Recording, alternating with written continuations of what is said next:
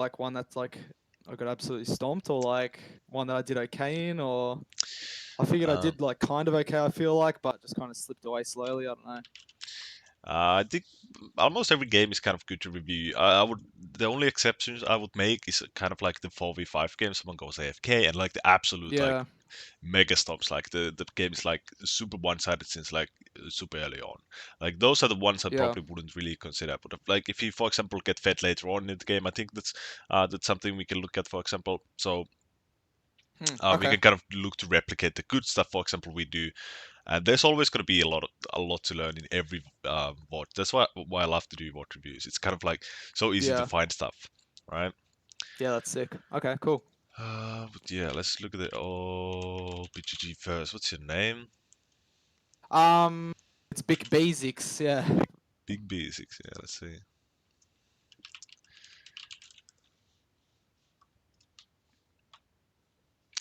Gold 4. Mostly playing. I love your champion pool. It's small. I love that. So this is probably something as Yeah. well, which you have heard about Nathan talk about on one of his resources. But yeah, we want to keep the champion pool as small as possible. Kind of like 1 to 3 champions. So again, so we can focus on the rest of the game. Uh, so I love that you have kind of an AP pick here.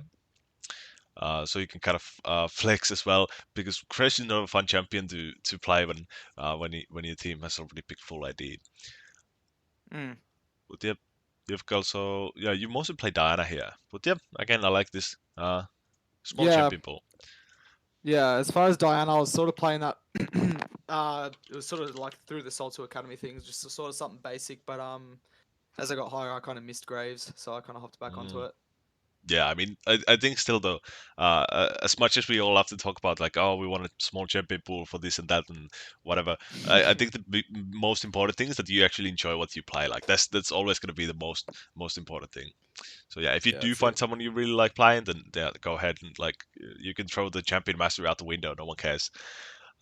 You just need to enjoy what you play. But yeah, so one thing about the builds here, I would say, so kind of the same idea as, so this is for Graves now specifically. One of the things is kind of the same idea as the champion mastery. We kind of want to build item mastery within the champion, right? So again, like it's kind of the same idea. So we are more comfortable with all of the stages of the game and stuff like that. So for example, you're Yeah. kind of going crit mythic here, you're going go mythic here, prowlers, stuff like that. So again, like I think what you should do is just like pick one build you really like playing and kind of like try to stick to it most of the time. I wouldn't Okay. go Yep. I wouldn't go about adapting my builds too much. Uh, it's Yep. just like, yeah, the same idea as the champion mastery. We kind of want to build item mastery. So let's see the Diana builds. This is, Yeah. Diana builds, I just flat out do the same thing. I basically do that. Yeah. yeah, this is awesome. Yeah, this is what I like. What I'd like you to do with Krebs as well. If you're kind of thinking about Yep. which build is the best, I would probably think maybe the lethality or the crit. They seem to be more reliable. Um, Okay. than the Interesting. Bruiser build. The Bruiser build is kind of like it's situationally really strong, Yeah. but I feel like almost in every game, for example, you can make use of the crit and lethality builds. Yeah. Yeah. I love the lethality. I haven't. I had a bit of early success with the sorry, the crit builds when the buffs first come out, but yeah, I found a lot more with lethality. At least like enjoying it a bit more. So Yep. So one thing you can also do is you can kind of play crit and lethality mix. So that's what I've been doing. I actually okay. posted about this in the Graves champion channel here. So if you go all the way to the top, there's been a few messages here. I probably pinned them actually, so it's easier to Yep. find. But I posted kind of the builds here. So here we kind of have so here we have a Bruiser build, critality build. So this is kind of the one shot everything and everyone. So it still uses the prowlers, right? And here Okay. is the like the full on crit with overhill. So also Yeah. some explanations about this stuff if you want to check it out. Yeah. Awesome. But yep, that's pretty much it. So yeah, small jump pool, nice. Um, keep items in pool as well. Same mindset. Okay, so Okay. let's move on to the board. Okay, so what are we thinking this far out of the game? Of the game. I can't remember what I was thinking actually. It was only a few hours ago, but Mhm. at least looking at it now, Hecarim's gonna full clear, so it's gonna be pretty easy to track him. Um, I feel like mid's gonna have pretty good. gank setup from either side with Pantheon's ability to stun and his ability to stun. Mhm. Top I feel like is just going to be. I'm not very comfortable a lot of the time ganking tanks up top early, especially like Yep. Nasus, because I don't feel like I have the damage and they sort of get out a lot, and I don't feel like there's a lot of value pre-level 6 on Mordekaiser. I feel like. Mhm. Um, so if I can get something to happen bot, I feel like that's going to be a bit of a. They're going to be poking each other out, so there could be a gank opportunity there. So I think going into it, I would like to gank bot or be around for a mid gank first. Yep. At least that's my idea. Yep. Okay, so I'm gonna pull up this thing here, so we don't need to see the champions anymore. Okay, so one thing to note about the top matchup, I love what the kind of what you said. So you have already found out that okay, it doesn't really feel that impactful. The reason why this doesn't feel as impactful, especially early game, especially when they have TP, right? So if you kill them early game, Yeah. they're like dead for 4 seconds. You push in the wave, they're gonna TP back. They're not gonna lose much. So basically, every time we go for a gank, we gain two sorts of values. Gank grants two values. So we gain gold and the enemy loses gold, and that's kind of Yeah. what kind of makes the net worth of gank is the kind of the both of these, right? But when we are ganking an early game player with TP, almost all of this is gone immediately. So that's why we Mm. usually don't want to go for the early gank on TP top laners unless like we have some sort of cheese. But Mordekaiser doesn't really have any of any proper CC. Um, so Yeah. again, like the gank makes it harder. Uh, so we're gonna type it up. How to gank. Not much CC. Now it's just TP. So yeah, immediately makes the early gank less impactful. But one thing you can do with this TP top lane, when you do get a TP off, you always want to punish it because now again the next gank will be like super punishable, right?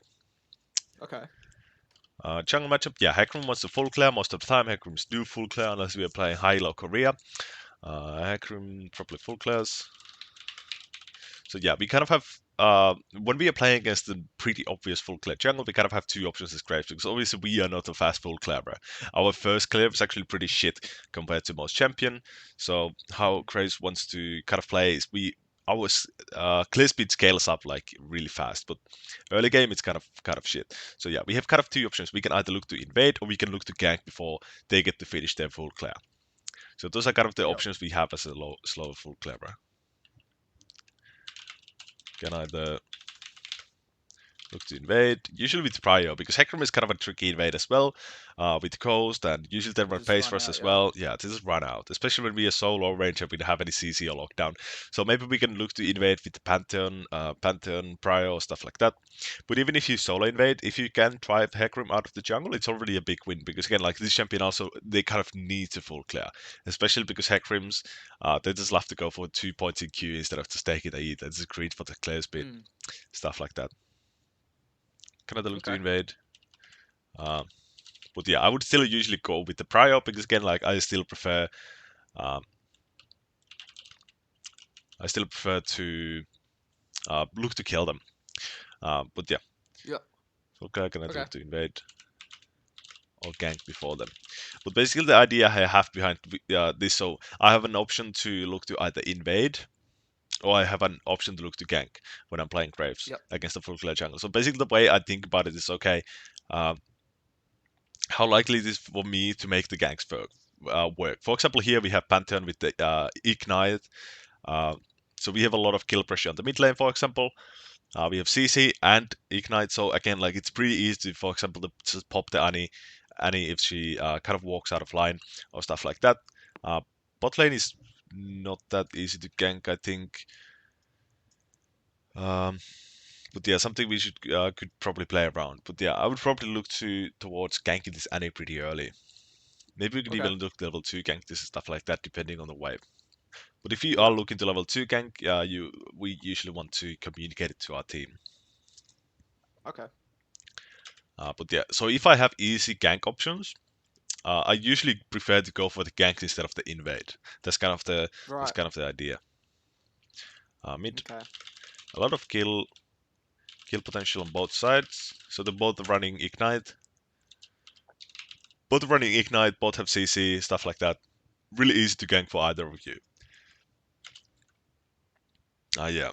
Well, bot lane is Yeah. always going to be bot lane. There's two people, so obviously if you do find a gank there, it's a lot of impact. But one thing to always notice about going for bot ganks is that they also have double the ward, so it can be kind of risky. The only thing is we don't have really strong CC setup here, but definitely something we can look out for. So we always have to be opportunistic when we are playing Graves in general.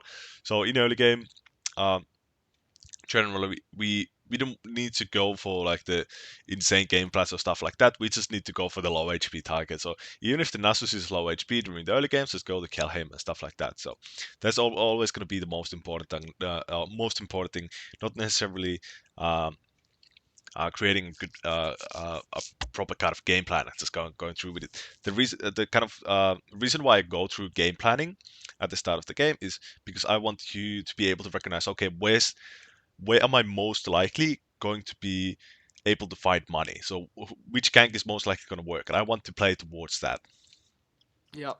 Because as Okay. Graves, we obviously, as I talked about, our clear speed ramps up a lot. So if you do have early Yeah. gank capsules, always go for them because once we get some items, this champion becomes a camp vacuum. Yeah. 100%. I feel that definitely if like between my first clear and sort of first gank, if it goes well, the game usually will go well. And if it fails, generally I fall behind pretty quickly, and it's hard to come Yep. back into the game. So. Yep. So yeah, in early game, I think we can still kind of we always want to look out for the really low HP targets because again, like we just want the gold. This is what we want to do. Graves is so gold dependent jungler. It's one of the worst performing junglers with Kindred when we are behind in gold. So that's also an indication of why we just need to kind of find some gold. But yeah, bot lane Okay. matchup. Um, but yeah, again, look for low HP or overextend. So again, this is not some lane you can really easily force because again, like we don't have like really strong CC setups and stuff like that. They do have cleanse as well. So yeah, we just look for low HP or overextend when we want to gank them. So again, but like Okay. general rule, um, we just want to gank the low HP target early game because again, it's gonna make it so much easier for us to kill them. Oh, another thing we can do is we can gank the overextended. That's probably something we can talk about during the game here as well. So let's just move on to the bot. But yeah, probably would like to play around this mid laner here. Yep. This guy gives really good gank setup for you. Awesome. See,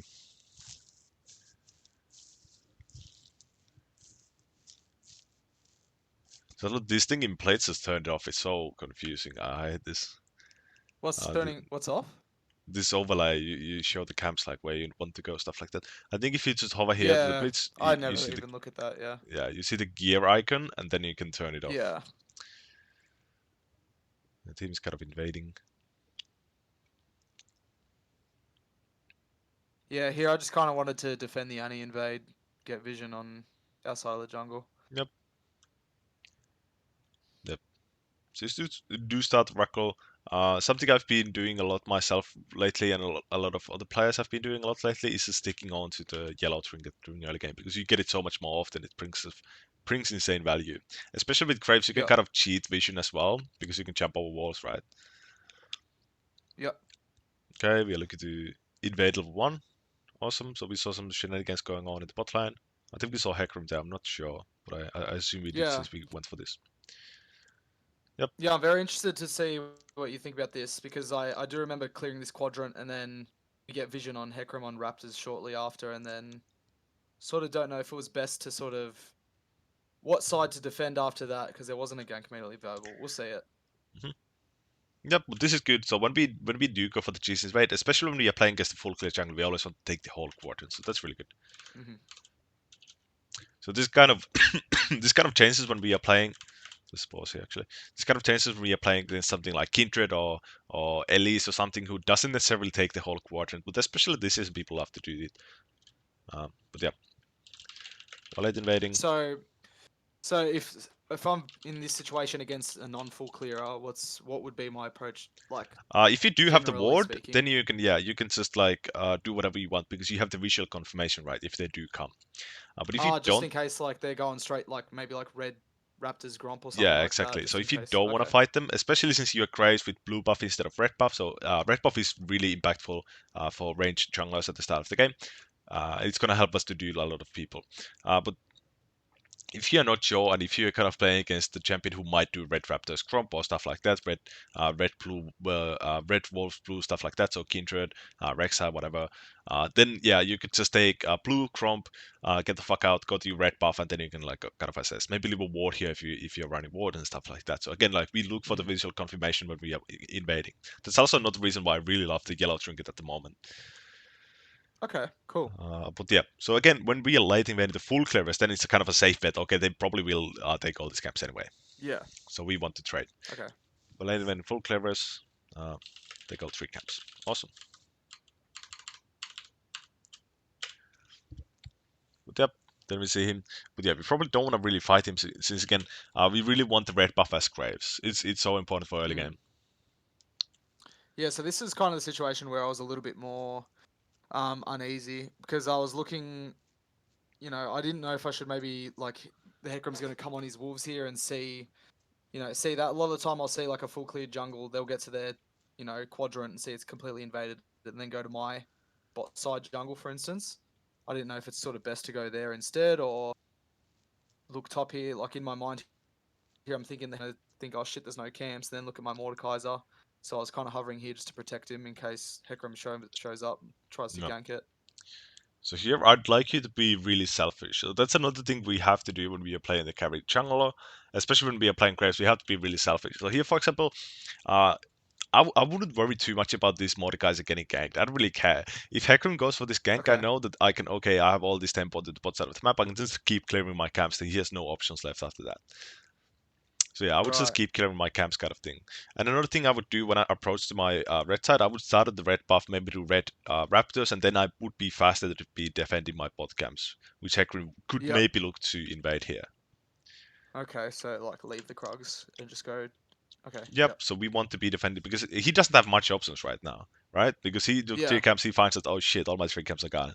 So yeah, he doesn't have much options, but he has some options here. So the blue camps here. So we want to be able to defend them, right? Another thing is again, bot lane is pushing up. So if he kind of are taking a bet between okay, do I defend top lane or do I defend bot lane? It's probably usually going to be the bot lane, right? Because again, double the gold. Right. Yep. But yep. And another thing is, I would just and then sort of thing here, hovering. I'm just like going this side just to hover because I'm expecting the Hecarim to pop up here. Yeah, but another thing again, we don't have the red buff. I really want you to value red buff as early game Graves. All right. Real value having red buff as early game Graves. And this applies to all range junglers especially, but like even melee junglers, they love the red buff because it gives you slow and regen and stuff like that. Yep. Yep, good. We are pinging the bot side. Hecarim is there. So yeah, here I would definitely be running towards protecting my camps here. Maybe now I could look to fight the Hecarim because now again I have the red buff. Again, red buff is red buff makes you able to do stuff as Graves. Right. Yeah, definitely. If I did red raptors, I'd be in a good position right now then. Yep. Yep, there's not really a gank on top line. They're both full HP. Pattern is moving here. Yep, let's go with the Pantheon, I think. That's what we can do. Okay, so he pops the vision here. So again, immediately, okay, ping, ping, ping, ping, ping, let's go. Let's see, do we find him? So yeah, he does get away with a lot of camps there. I think he maybe took 2 camps. We can definitely look to fight this, I think. Let's see. Again, we do have the numbers here. So one thing to kind of determine how we can win fights is the easiest way to kind of determine, okay, we're going to win is the numbers, especially during early game. Yeah. So we could have 2 people collapsing here or 2 sides collapsing here. So kind of in League, we always want to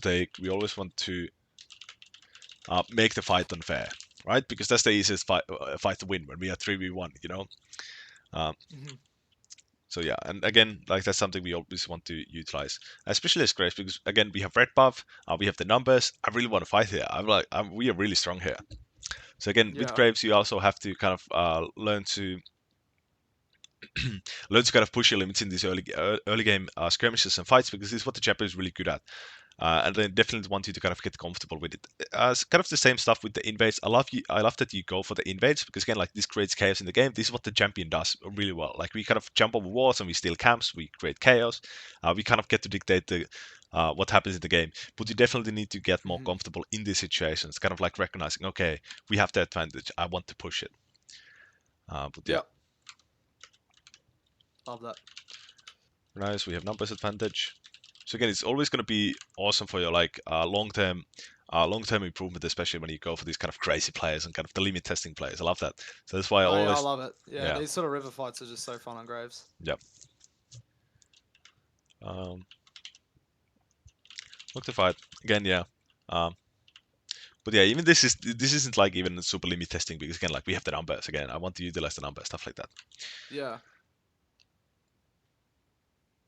Yeah, here we're looking for Gankagle. She's obviously overextended here. Okay, and flashes even.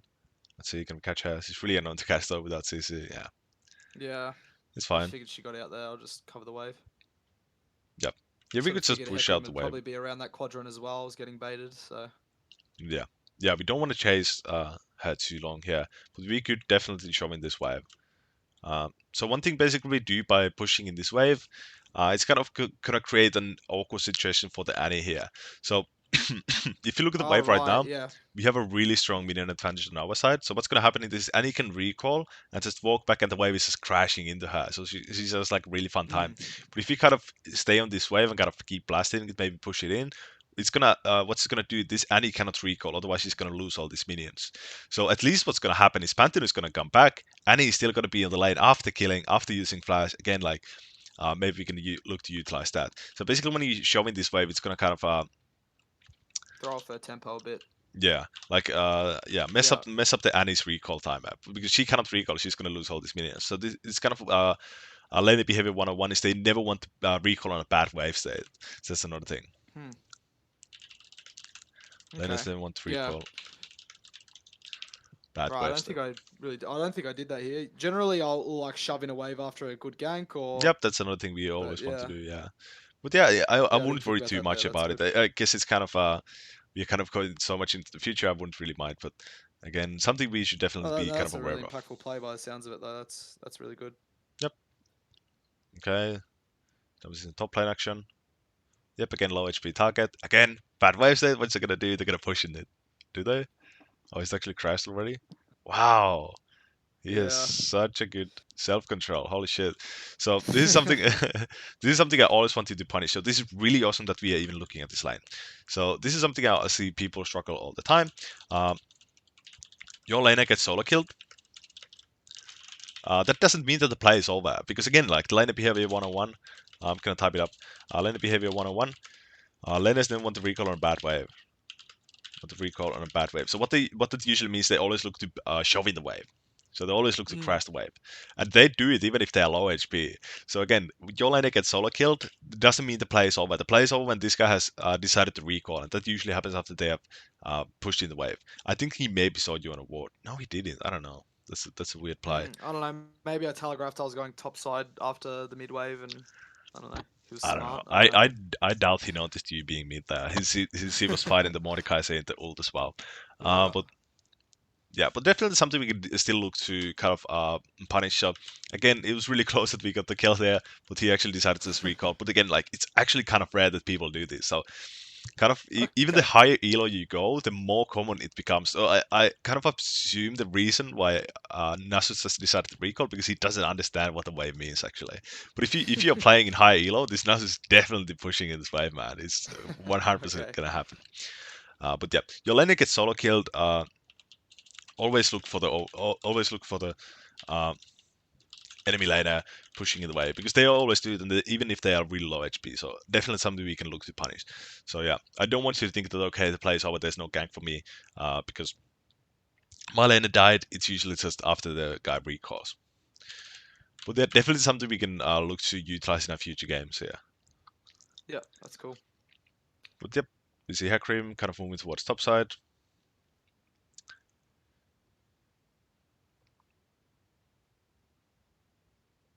Yep, here we don't have really an invade option, so maybe we can look to clear our bot camps. Maybe we can look for bot gank here. For example, let's see, kind of low HP.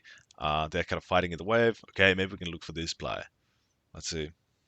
Again, in early game, we can kind of go a lot for ganks. So this is really good. So we adapt into the low HP target again. So we go back to the start of the game. I want to kill the low HP targets. Really low Probably should have HP. hit the dragon there to get my E there, I think, but It's sort of fine. thing. It's whatever. This is really good stuff. I love this. So a few reasons why I really love this gank. So first of all, we saw Hecarim commit to topside camps. So what that automatically means that we have the freedom on the bot side of the map, right? Because there's no way he's able to be here. So yeah, we saw Hecarim commit to topside. That's the first thing. And the second thing is, they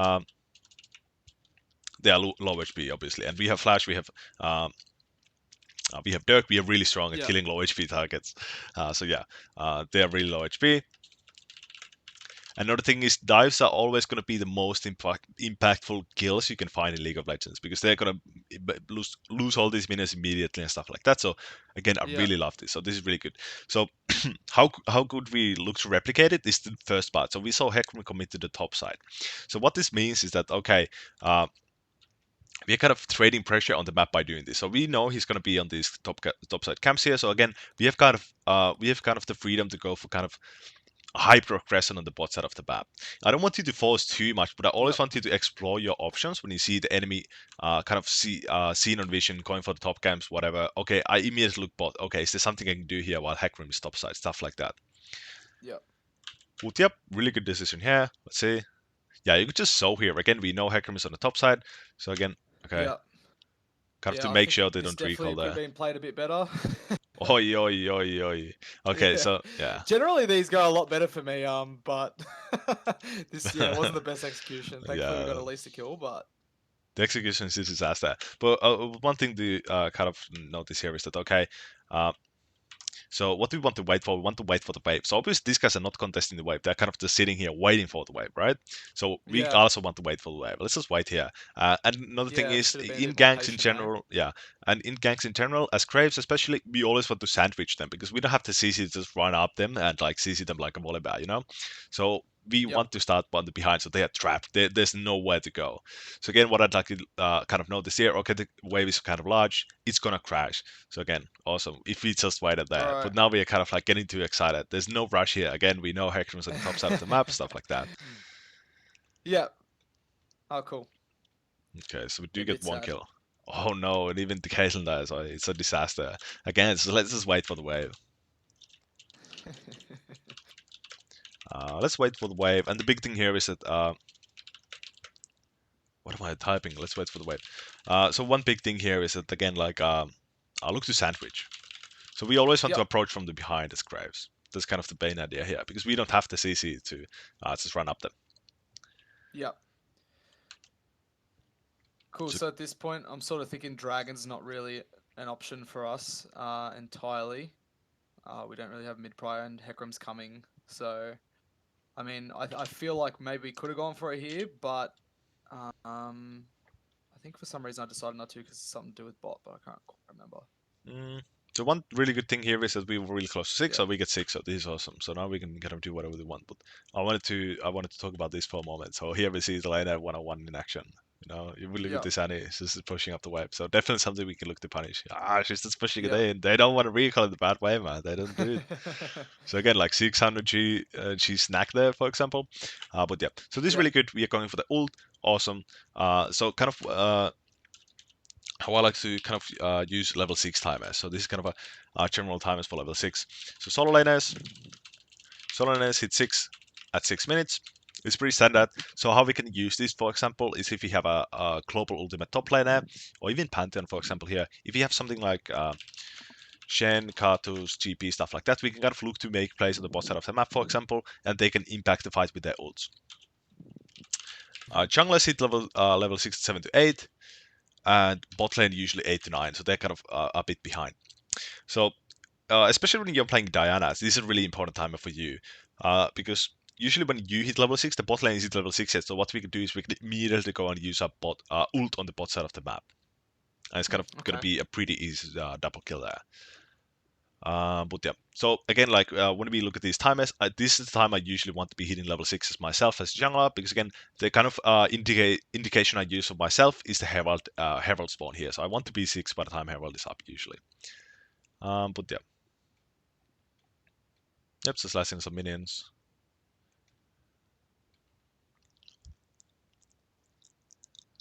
Yep. So again, we can just be hitting camps. If Hecarim does show somewhere, for example, we can just trade it. Actually, he went for the Drake. Let's see. I skipped the Drake. I didn't notice the Yeah, Drake at yeah, he all. got the Drake, yeah, when I was there. Oh, he got the Drake here. Okay. Yep.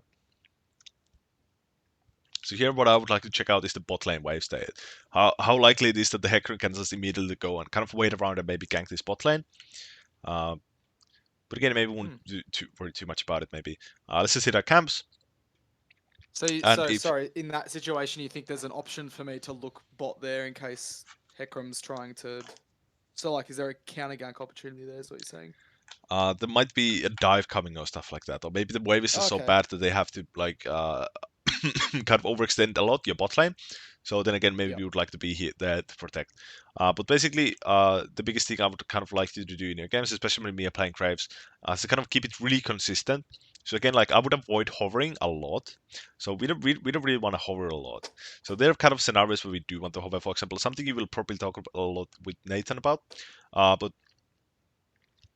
kind of I just want to keep my money up. That's my main goal as Graves. I just keep my money up. So for example, how I kind of deal with my enemies getting away with ganks. For example, if the Hecarim does go for a gank here, then it's like, okay, now I can take the Herald, now I can take the blue buff, stuff like that. I can just invade whatever the fuck, stuff like Yep. that. Yep.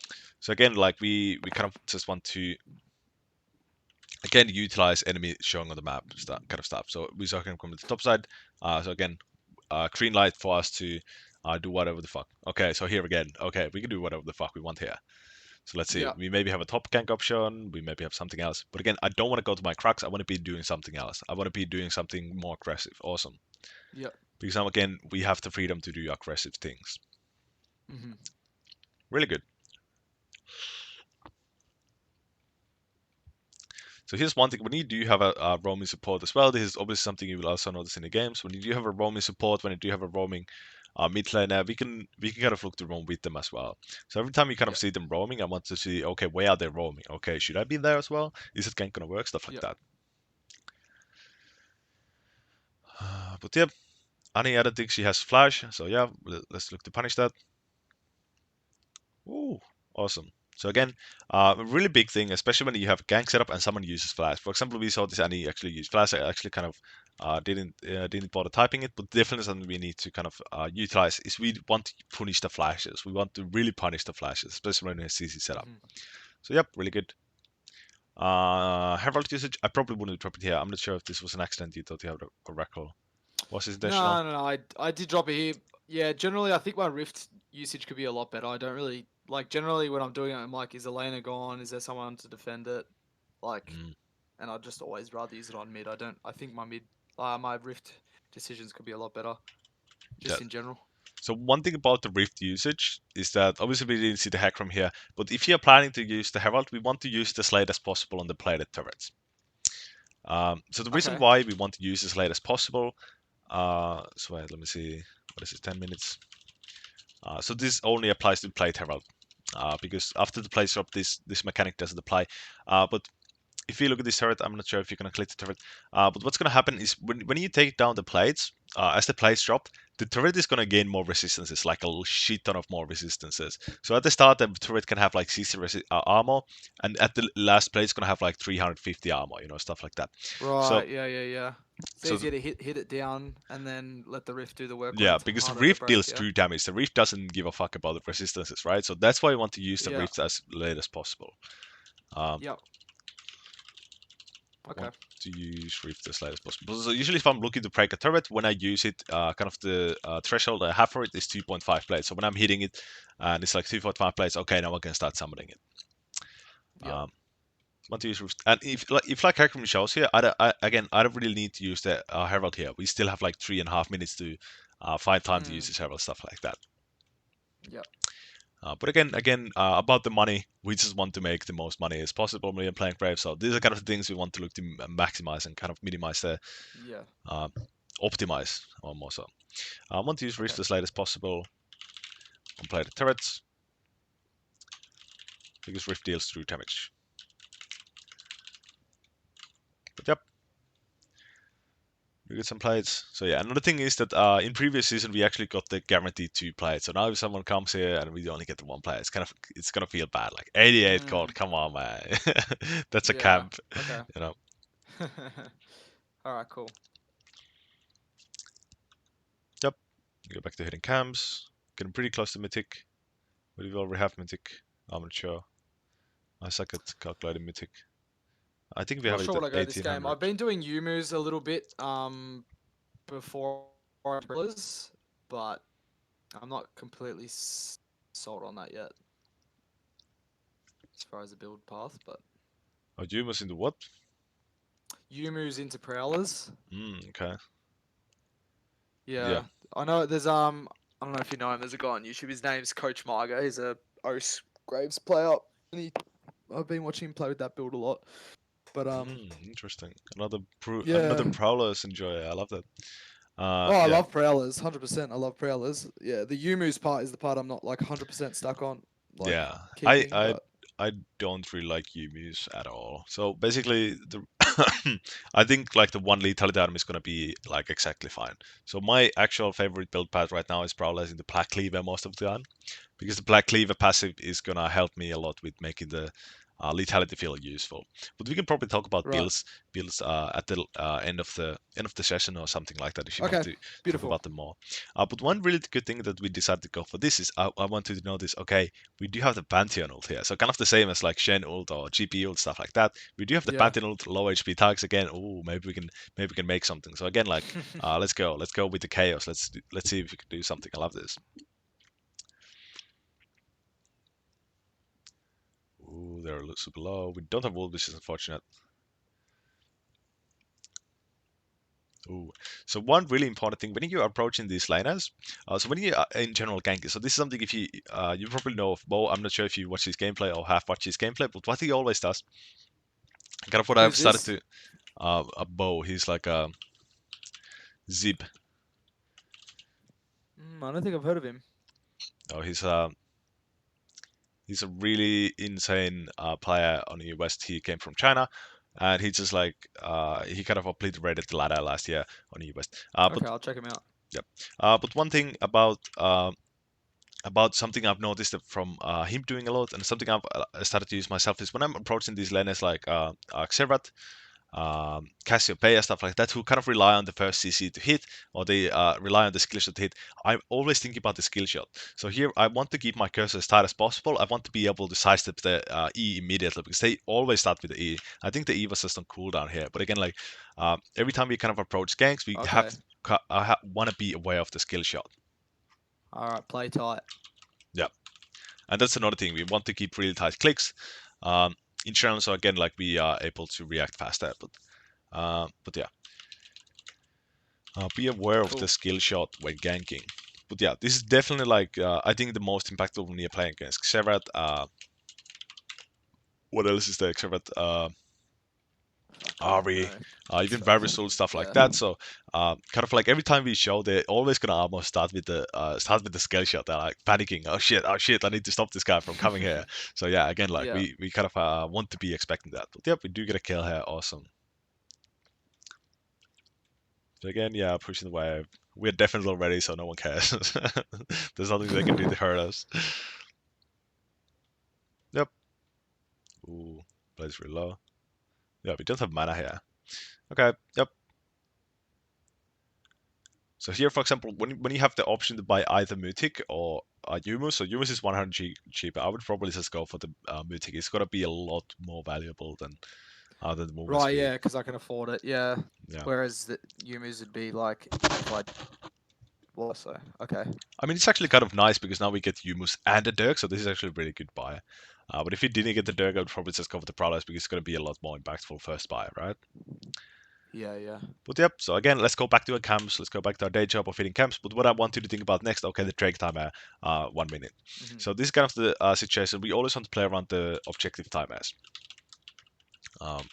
Plan on objective time, especially as we are arriving kind of the end of the laning phase. We just want to play around the objective timers because what end of the laning phase means for objectives is that it's usually going to become team fight objectives. People start grouping up for them and stuff like that because they don't need to be on the lines anymore. They don't really care. There's no plays. Okay, whatever. Maybe the turrets are down, stuff like that. Okay, let's see. Yeah, this guy's really difficult to kill. Let's see. Yeah, he's just way too tanky. Oh yeah. Mordekaiser kind of goes Ooh. crazy here, kind of smurfs on him. So Awesome. Great. Yep. Let's just help him pushing the wave. Again, at this part of the game, 10 minutes in the game, this isn't as impactful as early game. Because this guy already has the capabilities of pushing the wave. And another thing is, this guy's dead for so long. So again, like, at this late in the game, it's not as impactful. Another thing to note this year is that as we talked about laner behavior, we kind of want to use it both ways. We don't want to kind of leave the situation where the Hecarim can go catch the 0 HP Mordekaiser pushing up, but Hecarim is actually dead here as well. So again, like let's fight some gold. Okay. Oh no, Ludens. Yeah, that's pretty sad. I wouldn't worry too much about it. I don't expect you to notice the mid move. I don't think you even see the mid move. She actually came from base, I think. So yeah, I wouldn't worry too much about this. That it's whatever. But again, now Drake is gonna coming up. Okay, we want to head for the Drake.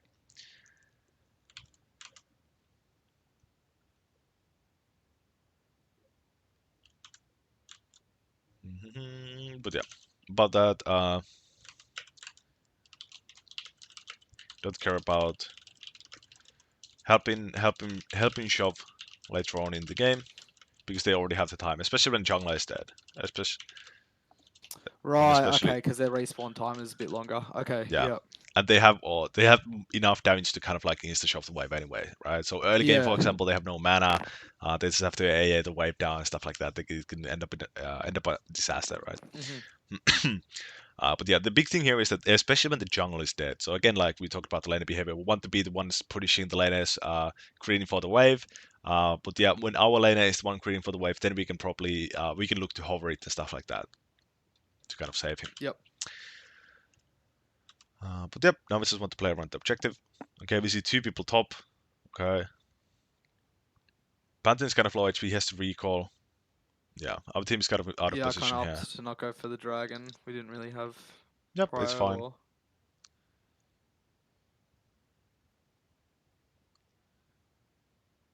Okay. So fun skill, good. Yep, so again, let's go back to hitting camps. So again, in mid-game, I just really want to play around the objective timers. I don't really care about much else. So I just want to hit my camps. I just want to play around the objective timers. So one thing about kind of arriving to the mid-game state, again, as Graves, as I talked about, our clear speed ramps up a lot. So this is the moment when our clear speed has ramped up a lot. So this is when I want to start kind of like going for the full clear montage a lot. But yeah, kind of mid-game philosophy as Graves. So basically my philosophy for Graves in general is I want to be as strong as possible when Baron spawns. Like that's my goal. I want to have as much gold as possible before the Baron spawns. But basically the way I kind of make sure that I have that is that I kind of utilize my strength. So early game I can look for ganks, I can look for jumping over walls, going for insane gank routing, stuff like that. And in mid game I just want to kind of like vacuum my camps and stuff like that. So yeah, be pushing a wave here. But yeah. Vacuum ganks, just kind of like try to just make fights around the objective. Just try to fight around the objective timer. So again, this is another kind of a band-aid fix. Okay, I don't really want to go A around with my team. I don't want to get lost in that. When I just kind of like full claim my camps and just wait for objective timer. But yeah, here we for example see some HP targets. Let's see. Oh, really close.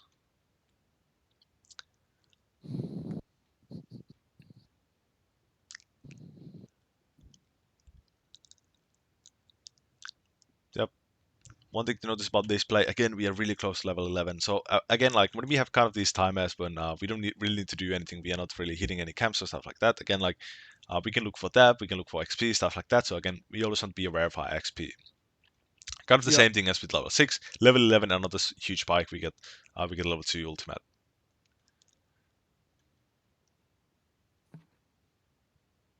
Yep. Also, one more thing you probably want to do, if you're looking for this objective, just ping your intentions more. That's really important as junglers. Okay. Because your laners don't know. They're like hitting the wave and They don't really know what's going Yeah. on, you know. So we always had Yeah, in want this to be picking situation, up. I don't think I really knew if I wanted to go for it.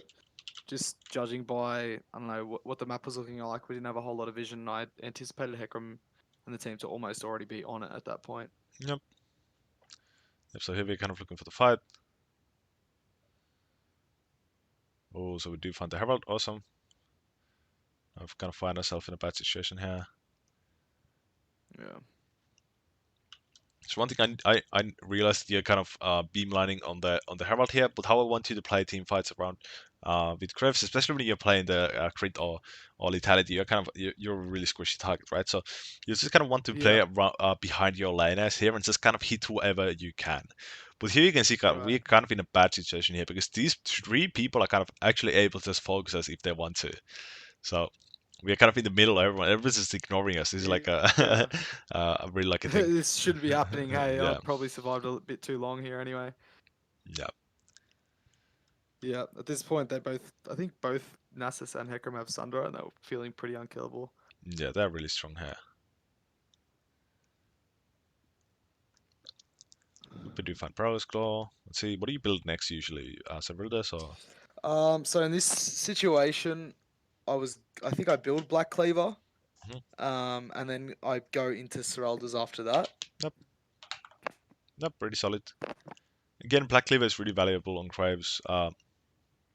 One of the reasons is that the stats are first of all really bonkers. They Yeah, give you movement and the speed, extra stacks. Yeah. yeah, stuff like that. But another thing is that when you AA, for example, you can see the pellets here. 4 pellets, it's gonna apply 4 stacks of Dark Harvest. Oh, I mean Black Cleaver. Yeah. So it like applies it insta. Oh yeah, yeah, yeah, yeah. Yeah, it That was was not a good. unfortunate. I was pretty sad about that. Yeah, I don't know if she flashed or. yeah, she flashed here. Yeah. But one more thing, we're kind of in the AA range here. I guess you're kind of afraid of the ult there. Oh, I mean the stun there. Where did the stun go? Mm, But yeah, kind of always just kind of have patience with the ult here. yeah. Yeah, she wasn't going anywhere. In general, like patience is such a undervalued thing in League of Legends. For example, we had it on the bot dive at 7 minutes, and now we have it again. Okay, we're just kind of panicking our abilities, stuff like that. But yep, again, Yeah. we want to play around the objective timers. Okay, so when the objectives are down, my objective is getting these camps off. So again, awesome. Let's just hit our camps. Good. And now I could probably take the scuttle here. Let's recall. Okay, let's see what's going on. Hecarim's diving in. Oh, let's see. I'm gonna slow down a bit. Let's see the fight here.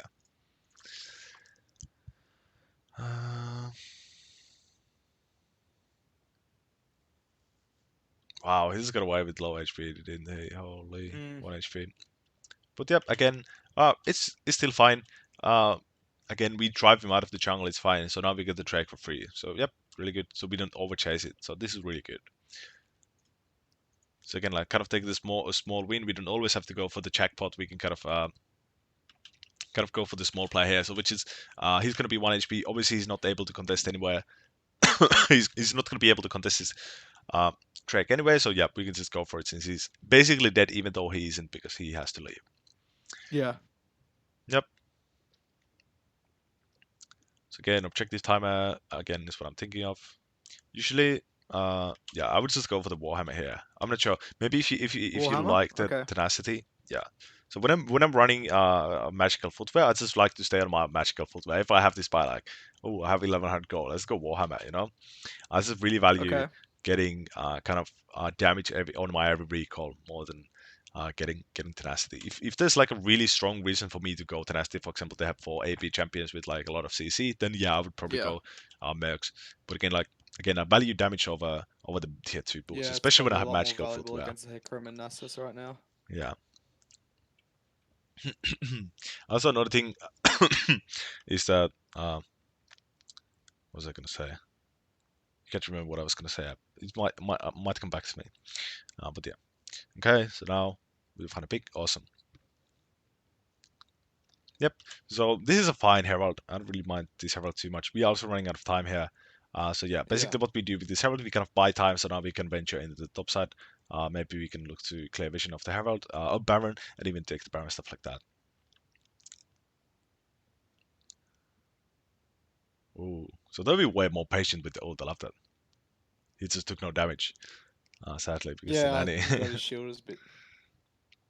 Yep. So here again, kind of the small win. Okay. The Annie is out of the game again. Hecarim is dead. Maybe we just go for the Baron. Let's just pull the trigger on the Baron and stuff like that. You know. Yeah. So this is something also Nathan talks about, a lot about. This is small wins. This is something I've taken away from him. Not taken away from, loaned from him. Small wins mindset. We drove the Annie out of the game. Yeah. Of the map. So again, he has the recall. He used everything. He has no HP, stuff like that. So yeah, he's basically as good as dead. So again, maybe we can look to utilize the Yeah. dead timer. So again, quote unquote dead timer because she's not actually dead, but she's out off the map. Yeah. Yeah, this is kind of a huge missed opportunity here, isn't it? Not taking this Baron. Yeah. This is pretty Yep. free. But again, like it's kind of really elo apparent for people to kind of not do the Baron here. So I can worry too much Yeah, about it. But usually I'm yeah. pretty like proactive, like just if there's ever an opportunity like this, take the Baron. So it's kind of a blunder here, but Yep, but like the okay. biggest thing here probably would be that okay, we have all the players already on the top side of the map. We have the Herald pushing it down the lane, like it's just so free, man. But yeah, small miss once we drop the ending of the map. Hecarim is dead. So again, like the way we want to kind of utilize the small miss one. So how I want you to kind of think about it is when we kill the enemy, we want to utilize the dead timers. The time they are dead, we want to make something happen during that time because again, we have the numbers. So again, this is the most important part in League is the numbers because that's gonna make the fights unfair. But yeah, small started. We drove Danny off the map. Hecarim is dead. We want to utilize the dead timers. So this is kind of the same as when laners, the laner behavior 101, when they want to crash in the wave, they want to utilize the dead timer of the enemy. They want to punish them for dying, even more so than just dying. So kind of the same idea here. We want to utilize the dead timer. So this is like the biggest thing here. Okay. Yep, we kind of just end up resetting the fight. Everyone's back on the map.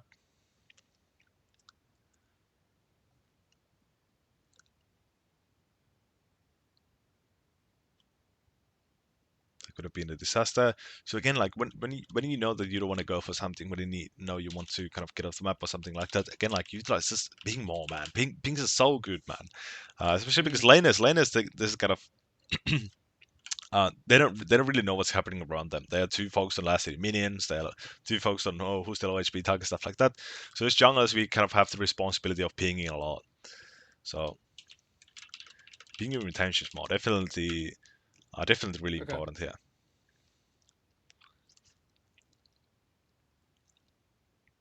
Good, we don't E over the wall because we don't know who's there. So yeah, awesome. We just take the Plasco and then we can E back out. Really good.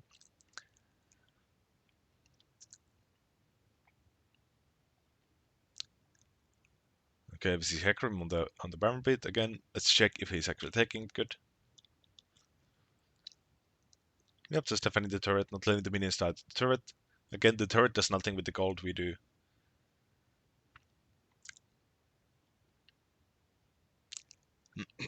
So again, we kind of see two people on the bottom side of the map. Okay, maybe I can look for people on the top side of the map. So again, like the numbers. Mason, what do the numbers mean? The numbers mean we can take a fight, basically. Yeah, here I was kind of hoping Seraphine would see that I'm hovering mid and would get the Kai'Sa, but didn't happen. And then Hecarim rotated. So what the fuck happened? I don't know. Where were we? I think we were around here. Where were we? That's one last blood. 2, 2, 3, 4, 5, 1. Back. Were we? No, I think this was this, no? Oh, to just end. Oh, that's weird. Wait, did it just take Baron end? Okay. No, I don't think so. I think the recording must have fucked up.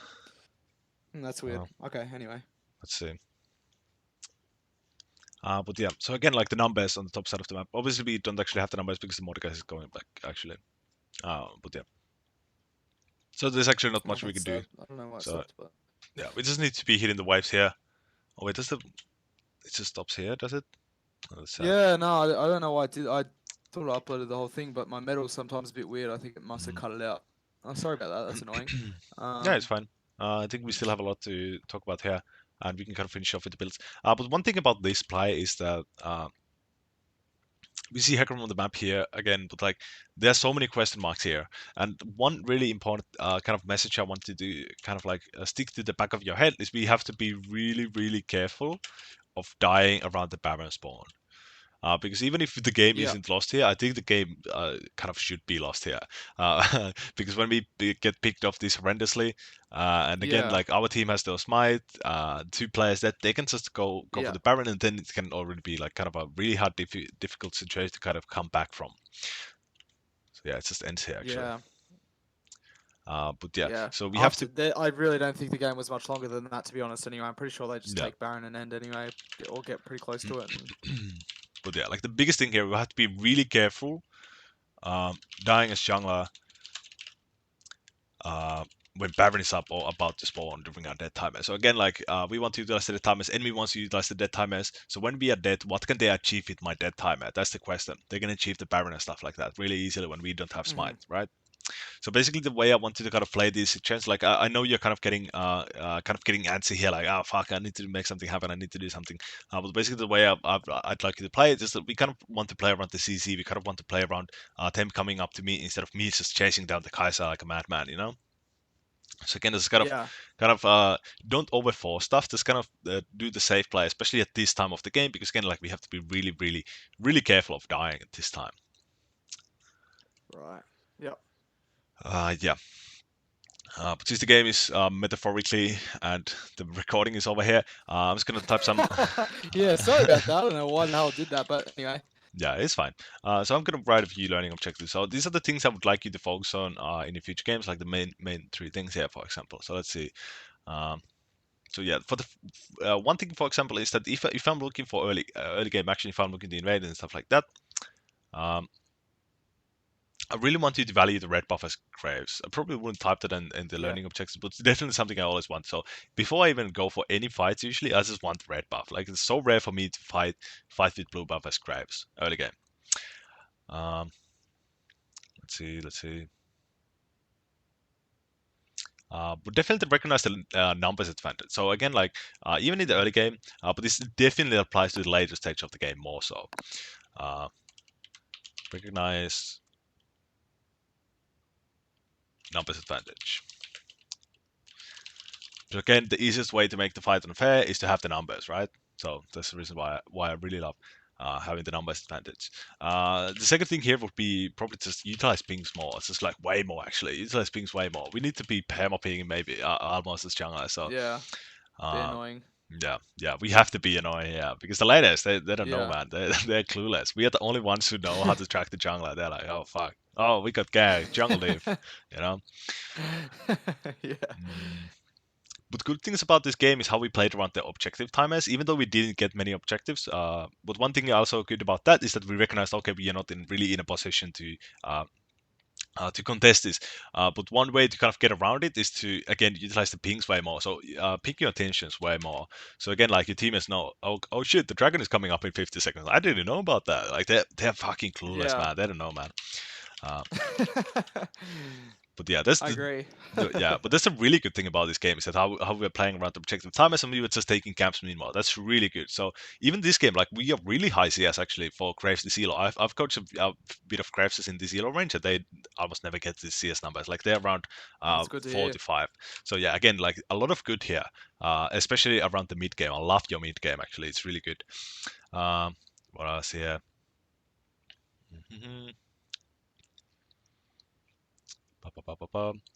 But probably what I would like you to focus on, uh, probably as a standard, kind of a general or like a universal thing, focus on tight clicks. So again, I never want to kind of like the way I play Graves is I spam A kind of. I don't really use the A Yeah. click, but the reason why I do love the A because it gives me the range, and this is the range where I don't want my cursor to go out of. That's how I kind of use it. So I want to keep Right. my clicks as tight as possible. Because again on Graves it's kind of easy as well because we don't have that many long range abilities to begin with. So again, like just keep focus on tight click. It's gonna improve your mechanical play by so much, man. Like it's actually incredible. Okay. It's such a fucking cheat code. The only times when I do go kind of like over range when I'm obviously pushing the camera or when I'm using ult on someone like far away. Obviously then I want to keep my cursor on them. But again, like in general, just keep really tight clicks here. Okay. So yeah, Cool. those would be my main big three here. Main big three things, yeah. Love it. That's awesome. Yep, but that's pretty much for the bot. Do you want to talk about the builds or something before we move on?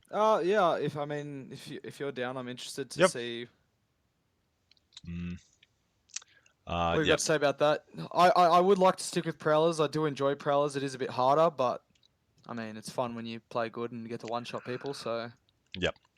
Yeah, and one thing about the Prowlers, actually, I'm going to show you a few combos here. I'm not sure if you use them. I don't think I saw you use them, but are you aware of the Graves animation cancels? I have actually seen your video on YouTube. Okay. Yeah, sort of like the QE Yeah, combos that you can do.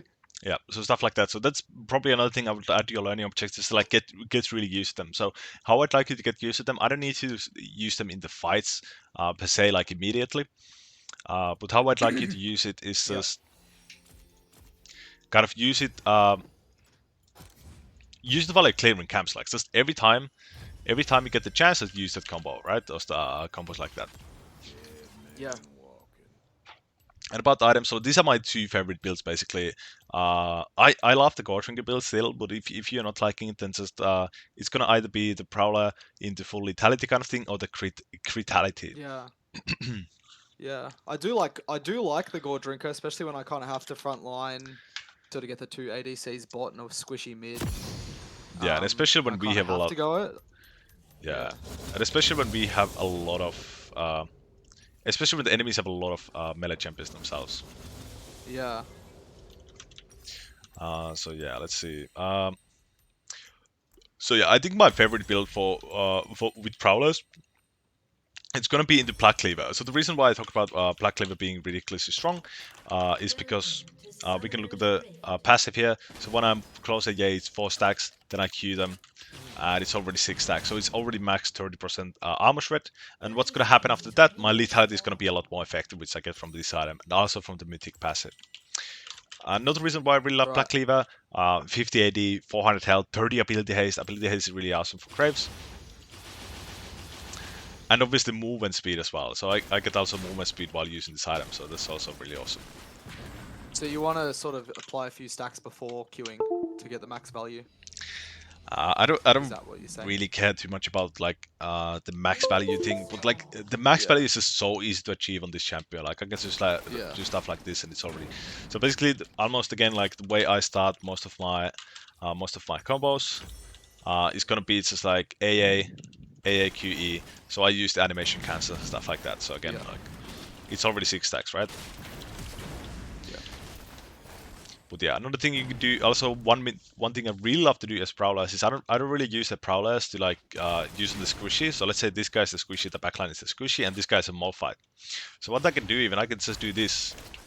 I can use it as kind of access to the backline. That's another reason I can kind of use. And there are a few combos you can do with the Prowler. So you can do Prowler EQ, and it's kind of the unlocked animation, stuff like that. Yeah. You can do kind of banana combos here and stuff like that. So for example, this is a banana combo I actually love using a lot. Wait, so I do this and then I Q over the wall. It's kind of like yeah, but you can do a lot of stuff with the Prowlers as well. But I don't need to be like really creative with it. Like you don't even need to use the Prowler active to make it more valuable than Eclipse, for example. So again, like use it as you want. But yeah, the most basic combo is that when somebody's like face checking me, like here, I just do Prowler's QE, or like Q Prowler's AAE, and I'm like back to where I started from, and it's like they're pretty much dead. Yeah. But that's sick. Awesome. All right, cool. So Prowlers into Black Cleaver is probably the better path. Yeah, the reason why the reason why I really love this over like going into like collector into IE is that first of all, when I have these items, like yeah, it hits like a truck if I do get the crit. But with Graves, we have really low attack speed to begin with, and like we only get limited auto attack. So you can see how many times I crit here. So I do 3 autos, I have to reload for a second, I crit 1. It's like it's just so kind of rare to get kind of the value out of it. So when we are comparing this value to ability haste and HP and movement speed, it's always going to be constant, right? So this is kind of the more consistent, a more consistent choice. Also, another thing to when you go this route, I usually want to finish it up with Cerildus as third. So again, this is like kind of the true damage build. So basically, the 3 things I want to get kind of get here is that we have 28 lethality. 30 flat armor pen, and then we have 30 armor shred. So Mm. this is just gonna be like the most consistent damage build we have available. So let's add this guy to like 100 armor. So it's so basically the way pen and shred and stuff like that works is shred is gonna apply first, I think, then it's gonna be lethality, then it's gonna be pen, and then it's gonna be the last lethality. So let's see. Hmm. So here's a guy with 110 health, so it's like a level 14 guy with tab eyes, for example. Mm. So we AA him once, we AA him twice, it's already minus 77 AD, and then we get minus 38 or 28 from like lethality around there. Obviously the time is kind of whatever. Yeah. But like the damage is just really insane. And the other thing is that this build actually makes me kind of a utility champion because I also enable my other AD carries to deal damage with the Black Cleaver, and I get slow with Yeah. Ceruldas. So this is why I really love this build over going like going crit build, because the Yeah. crit build is like it doesn't bring any utility, and it's also kind of rare to me to even hit a crit. Right. So yeah, this would probably be my idea. Also, after this, I can just go into more, for example, if they have a champion Right, which yeah. deals a lot of AP, because again, like magic damage is a really big threat for Graves, and usually what I finish it up with is Bloodthirster, which is a really ridiculously good last item on Graves, right? Yep. So Yeah, I don't build Bloodthirster that much because I sort of feel like, yeah, I'm sort of spending my items on like countering armor or yeah, like AP. But yeah, I like, usually I would think go Collector instead of like in this situation, but yeah, Black Cleaver is really strong, especially late game as like last or second last item. So if you, for example, just like you can try and just build this item, and then you can just like hover over the item here, and you can see the damage prevented by Eco Shield is gonna be like fucking 7k after the first fight. It's actually like insanely valuable item. So yeah, I'll have to give definitely, it a try. yeah, definitely this over Collector. Collector is also a really shit item later on in the game because you get 20% crit, again, not that useful, 55 AD and 12 vitality. It's not gonna do much, right? Right. So So do you not just do you opt for it very much at all? Like, I guess if there's like 5 squishies, you probably do, but generally when I do not. go for Collector, the only times I really go for Collector is when I'm in this situation and I want to go towards crit. So this is when I do this, and then I do like Bloodthirster, and then I do IE. Yeah. So this is when I only Yeah, they're do, not very tough. yeah, so this is when I pretty much only do Collector. Yeah. Okay. Cool. But again, like when you're kind of in this one item situation, you're kind of deciding, okay, do I want to go Collector? Do I want to go Black Cleaver? Black Cleaver is always going to be so much more valuable than Yeah. Collector, because again, like it gives you movement speed, health, ability haste. It's just so fucking good item, and the armor shred. It's like it's just this item is so good. I just really don't like missing out on this item. So that's basically the reason why I Yeah. love it so much. And one thing also you can do with this build, if like the AP threat is really large, I just go more here, and then I go Cerulus at this point only. So Yeah. another Yeah. thing. Yeah. So again, like I have survivability, I have ability haste, I have movement speed, I have shred, I have everything pretty much in this build. So I really love this build. But yeah, that's pretty much it. Amazing. But yeah, crit is still fun to play. The funniest thing about crit is that you just one shot the objectives. You know, it's gonna it's gonna deal like fucking 1k crit. So that's like the biggest thing about crit. Crit is really fun to play, but again, like it's a lot more inconsistent, since the reason why crit is kind of bad on Graves, or let's say low percentage crit is bad on Graves, is because you only get to AA so much, right? You don't get to AA a lot. Like, for example, let's compare to Yeah. something like Kindred. She can throw like 10 AAs a fight. Graves probably throws like 3 to 4. So we don't even get a Yeah. lot of value in case we don't crit, which is pretty likely, right? But yeah. So again, if you want to go prowess, either go this build. So collect the second. I usually go Bloodthirster because again, like the IE as like second crit Yeah. item is just not valuable at all. And then you can go at Infinity Edge or Aldia. And it's going to be a pretty banger build as well. But the thing is, we have no utility here. No real survivability outside of Bloodthirster and stuff like that. But yep, still Awesome. fun to play. But yeah, this build Yeah, just cool. offers I so think, much yeah. more adaptability. Yeah, I'll have to play around with it. I like that. Yep. Yeah. Awesome. So that's pretty much for the builds. And again, like the combo. So if you have any questions about the combos or stuff like that, just like hit me up. I'm more than happy to help. Awesome, man. That was awesome. That was amazing. Thank you so much for that. Appreciate your time, dude. Yep. And that's pretty much for all of our sessions. So what I'm going to do now, I'm going to send you these notes right now, and what I'm going to do later, I'm going to upload this to YouTube. And what I kind of want you to do is I want you to kind of look over it again, because just to make sure that something actually sticks, because there's a lot of information here, like 1 hour of like beamlining, you know. Yeah. So again, let's do that, and hoping to hear more from you. Yeah, awesome, be man. fun. I'm sure I'll see you around in Sol 2 and that sort of thing, and I'll Yep. hit you up, man. I appreciate it, dude. Nice to Alright. meet you. Awesome. Yeah, nice to meet you All too. right, man. Yep. Thanks, dude. All right, see you later. Yeah, see ya. Good luck.